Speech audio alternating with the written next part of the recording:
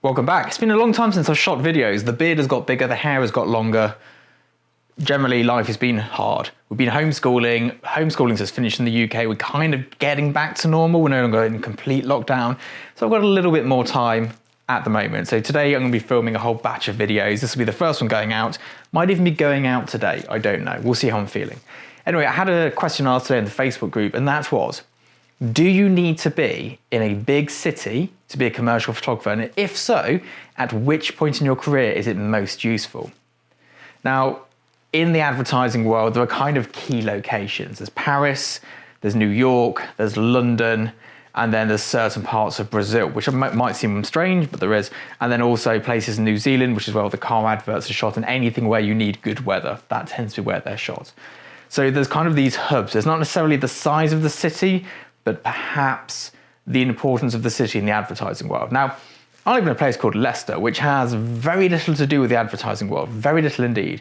We have a few big brands here, but they use ad agencies in London, but there's not a great deal going on here. So my entire photography career has been in Leicester, and it has been incredibly hard. So I'm going to use myself as an example for this. Now, I'm now in a very fortunate position that although I'm in Leicester, my agent's in London, and my work is at a point now where it doesn't matter where I live so much. And we'll talk about all of this in more detail. So, assume, like me, you live in Leicester, and it's a small city. We've got some shops, we've got a city centre, we've got a football team, a rugby team. There's nothing major going on here. You might have heard about us because we found a dead king in a car park. But besides that, not a great deal goes on around here.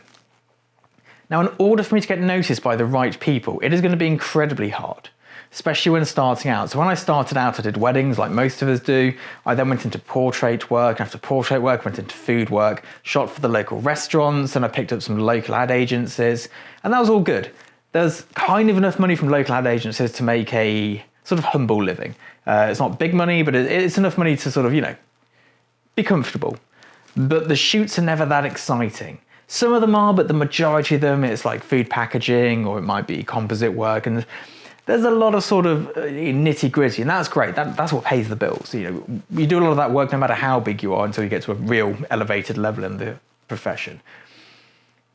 But for me, that wasn't what I wanted. I wanted to be shooting the big campaigns. As you're probably aware, I want to shoot for McDonald's. I want to shoot one of their big campaigns. That is on my to-do list. I wanted to do it before I turned 35, but I'm turning 35 pretty soon, so we'll see how that goes. Now, I realised pretty quickly that being in Leicester is not the place to be a photographer, but for various reasons, family, kids, I don't know, all these different reasons, I'm kind of here. This is where I am.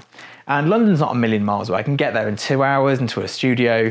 We rent studios for the big shoots anyway. We don't actually shoot them in my studio. This is like my playground for messing around in my office, I guess.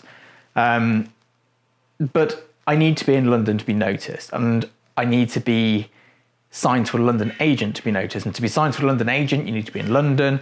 And there's a whole list of things which make it really problematic. So if at any point in your career you're going to move to one of these big cities, I would say it's near the middle. Not the beginning. So at the beginning, you'll just get swamped and you won't even get an assisting role. But once you've got to the point where you've shot for a few big brands, you may be in your mid-20s, late 20s, that's the time to up sticks and go, if you can financially afford it. I kind of managed to bypass this, and I've got the London agent, the big London agent. She's based over in Covent Gardens, and they're a well-known, respected agency, and that's great. That gives me my footing in London. But to get to that point, it took me 4 years of knocking on the door. Whereas I think if I was in London and I was getting around and socialising and seeing the right people, it'd probably take me 2 years. So you don't have to be in the capital city or the big marketing and advertising cities to get these jobs and to be a big commercial photographer, but you do need to be working there. So I was regularly, before lockdown, going down to London twice a week, and I was having meetings and meeting people.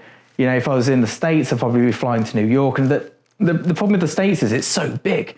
And I have a lot of one-to-one clients over there. I'm like, where do you know this big city? And they tell me, and I'm like, how far away is that? I was thinking it'd be a 2-hour drive at most. And it's a 6-hour flight. So it's such a huge place that it's a very different world to the UK, where we can get anywhere in this country on a drive in the morning and be there for 9 a.m. So these things do matter, and you do need to take them into consideration. And being realistic, if you do want to be a big photographer, your best chance is to move to that city, to New York, to Paris, to London, whichever it may be. That is where you're going to make the connections, meet the people, be around the right people, be in front of the right people, and get noticed. You can do it elsewhere, but it takes longer and you have to work harder. So it's all possible, but if you're really serious about this, don't do what I did.